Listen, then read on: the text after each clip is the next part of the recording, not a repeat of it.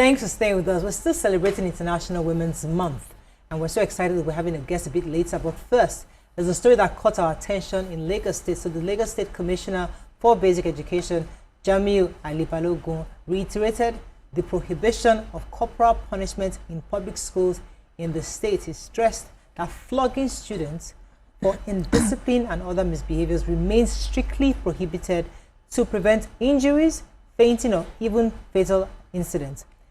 Saying the public, the state, have adopted counseling as a measure of correction.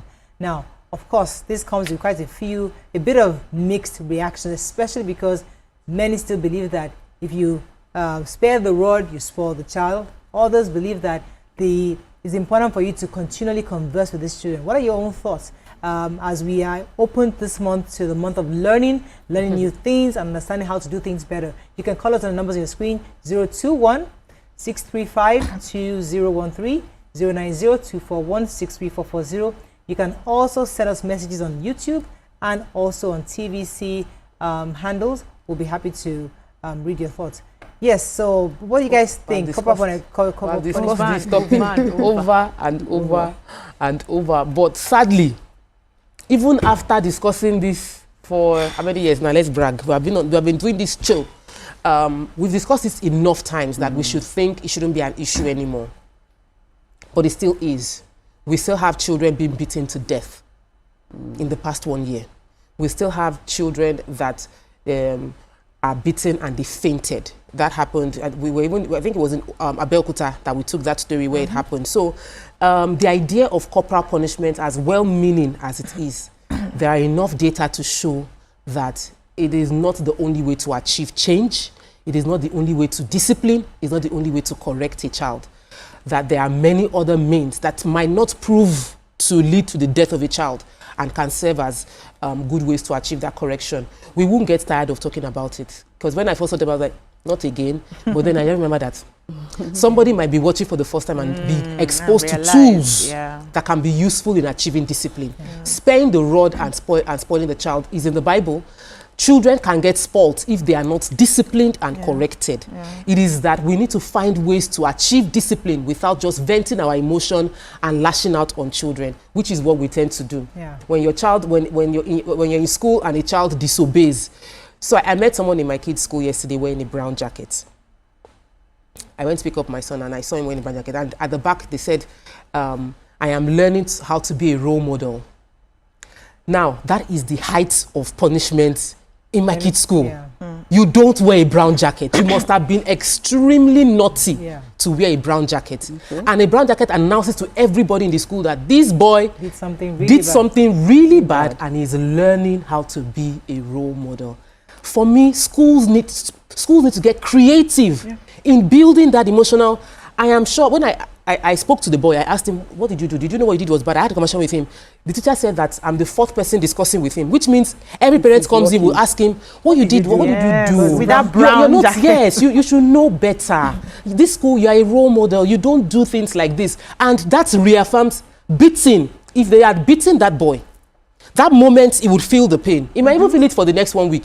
But the level of conversation that boy has had, even his mates, everybody, why are you wearing brown jackets? Why are you wearing... We need to find ways to create a stronger emotional change without having to lash out and beat the child, because many corporal punishment is out of frustration and it doesn't bring lasting change. Okay, I get that point. I mean, let me come to you. Okay, so anyway, we grew up with corporal punishment and serious flogging, serious one. And this new policy is going to be a very difficult one for those of us who know that the way to bring up our child is by using just spare the rod and So I'm just wondering, so transitioning to this new method is a bit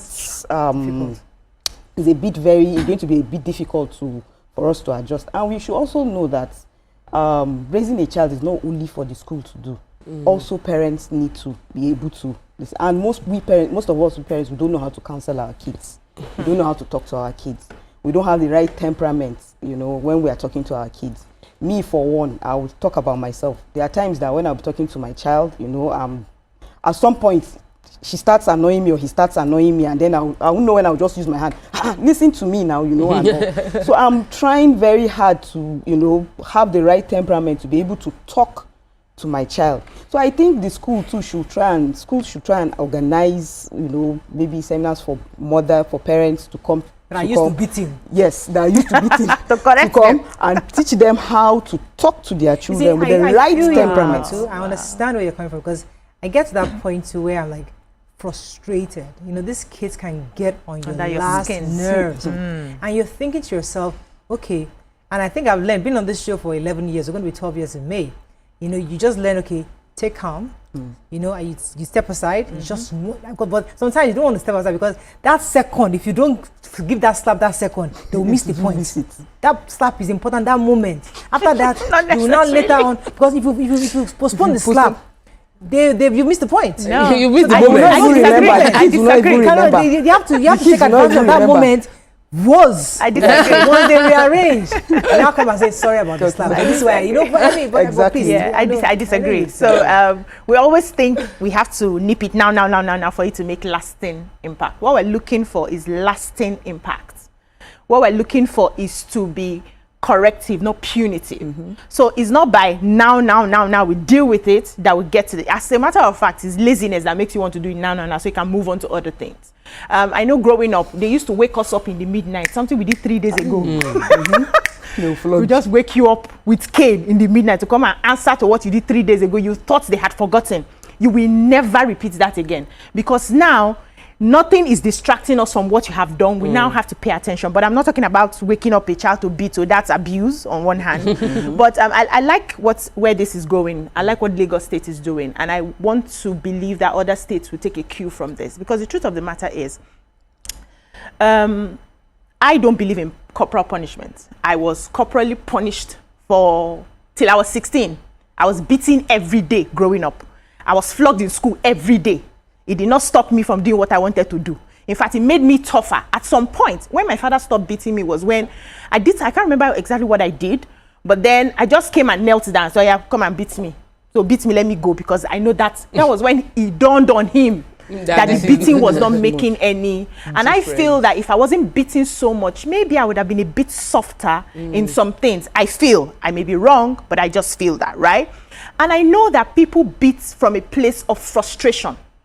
Parents, adults beat from a place of frustration. So sometimes the beating a child gets is not commensurate to what the child has done. You transfer, or your husband, if he don't vex you for nights, something has happened in your home, and then you come to class as a classroom teacher and one child is just disturbing. Maybe you are saying something, the child is playing, and then you give punishment that is not commensurate to what the child has done. If you were from a healthy place at that moment, that would not have been the punishment you give.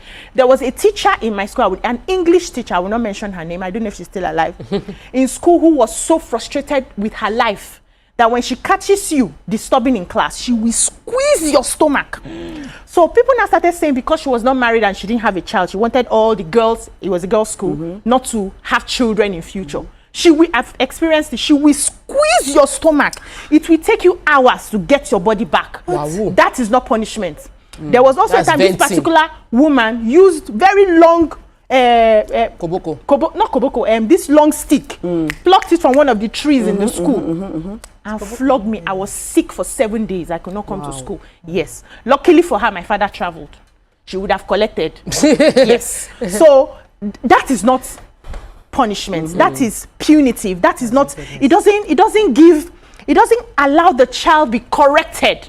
So why we're saying do not beat children, because you don't know what health challenges the child is coming from, from home. You don't know the state of the child's physical. Everybody's looking very healthy, but not everybody's really healthy. You don't know what that child is dealing with. And then you use your frustration of whatever has annoyed you to beat a child, and you end up either killing the child or maiming the child. So one of the skills I learned as a classroom teacher, and thankfully I started that in my life, it helped me raise my own children, because maybe I would have been that, I beat them a little, but maybe I would have been that very vicious beating kind of mother. But the Montessori education I had and working in an international school for 5 years helped me understand that you have failed if you cannot manage your classroom without raising your voice. Wow. If you cannot manage it was serious training. If you cannot manage your classroom without raising your voice, you are failed. So everybody had to start coming from where we were coming from. Everybody had to start realigning. How best do I manage my children? If a principal walks into your classroom and your class is noisy and you're not able to just whisper and everybody is sitting down, they will call you to the office. So we had to learn other ways of disciplining the children. And I'll give one advice here. You know me now, I'm into parenting and all of that. Advice. One of the advice is, for the first time, you have to state the rules. We are used to punishing people without telling them the rules ahead of time. So you don't know, even you yourself, you don't know the rules. Many adults, unfortunately, cannot even manage their own emotions. And you want to manage other children. So you start by making rules. If you wake up late, this is the punishment. If you do this, this is the punishment. If you do that, this is the punishment. They see the consequence. The punishment is not beating, no. You find other things. And it's not corporal, and it's not corporal punishment. It's not corporal punishment. So the children now pick. Oh, I take their laptop. They are crying. Wait now, a small In my own example here. house. So a few weeks back, my son came back from school and said they gave them general punishment in class. And he was crying. I should call the principal that he did not do anything. He did not do anything. I said, I cannot call general punishment. Maybe you were in the midst of people that were doing something. I'm not calling. He disturbed and I called. And when I called, they said their group of boys were misbehaving, disturbing the classes and everything. So they had to punish. Guess the punishment that my son was crying for? What? They took his sports. He nearly died. Took what? His sports. He was not going to do sports for 2 weeks. He was not going to do rehearsals for 2 weeks. So all those things, all those pecs that they like to do that makes them feel their testosterone. He was not going for do. My son was crying at home. I should please call the principal. He's not among them. I say it's collateral damage. Okay. You have to do this punishment. Nobody had to beat him for him to realign himself. For us, especially for those of us with our exposure and understanding, we can put these, you can implement these things in our homes. But this is a public school, this is a commissioner who's saying, listen, public school students must not be beaten again. And we also have to consider the mindset of the teachers, the mindset of the caregivers, the mindset of even the parents, because some of them, the parents expect you to beat their children. Why would you not beat my child? When you did something when so I was naughty. I think when I was in school, Corona, we had a cane master. Yeah. So what that does, it deflects. So if you're the one that, if you messed up, the teacher reports to the cane master. Because you're not using your anger to beat that child. Your frustration. Your frustration to beat the child. Once she reports, he then, based on the gravity of what you've done, can now decide, okay, is this 5 Do they still have that cane master now? Do you still They won't have it now. Does the person need to be spanked or not spanked? Or they now determine what that person. So this the person. So you don't use your frustration. I think that's how they stopped us then. I don't know what they're doing now. But that helped us. That's 30 years ago. But that so helped us. for the school. Let me say something. But that helped us a lot because, okay, let me give you an example. Did you have a cane master also? Yes, we had a cane master. And there was another time, my brother did something that, he stole money. And if you see, that was when they hit him. And when they hit him, that was the first and last time he ever did that.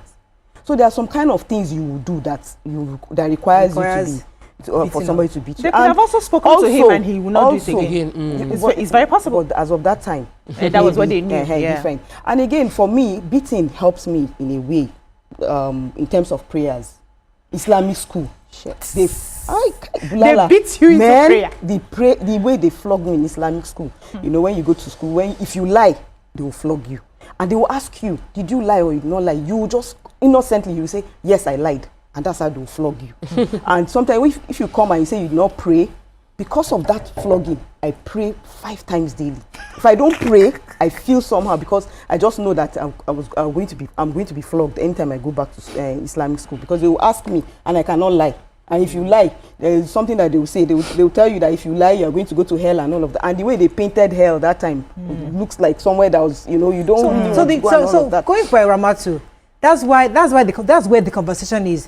There's a school of thought that said that thing helped. It helped. It helped to build a Ramatu. But there's another school of thought that said that it might not be functional. It might not be. You cannot implement that in today's times. So the goal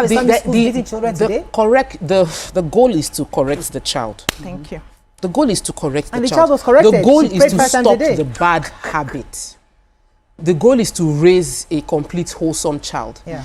The result of the beating is that Ramatu's default when somebody does something, if a child does something bad, is to beat that child. Yeah.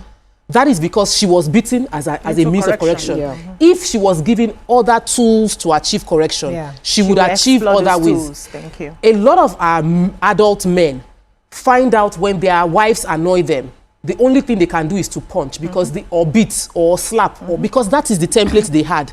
The way to correct is to beat. But if we had, right from primary school, empowered teachers to be more creative, so if you're as an adult, they don't scratch your car and you go and punch the person. Why? Because in your head you have annoyed me, take it, because that's your only tool. So we need to now raise this level of creativity. When I was in boarding house, people were still beating then. But what they realized was that beating was happening a lot out of frustration. So we started cutting grass. Now, in cutting grass, you would keep your environment clean. You will have someone that is sweeping the floor. You can achieve that positive change without necessarily having to using a cane to flog the person. Anyone who is found, you are disrupting, you are destroying the environment, you will keep the environment clean throughout this week. Everybody will know you're the one cleaning the toilet. There are little things that we can create, standardized punitive measures that would achieve the change we want.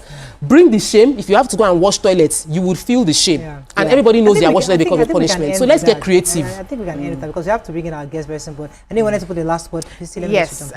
What I see is when we beat our children, we do not give them an opportunity to express. We take away some communication skills that they could have learned as children. Sometimes when you question a child and ask, why did you do what you did? And you hear their logic and reasoning, you will find out that they did not do it to disrespect you. They did it for a reason. Now you channel that reason to something more productive for the child. That's more corrective than just beating the child and you don't even want to find out. You know, I've been my child, I think a couple of days ago. I spanked this boy maybe 3 times. And it was a mommy, what I did was not that bad. Even he knows.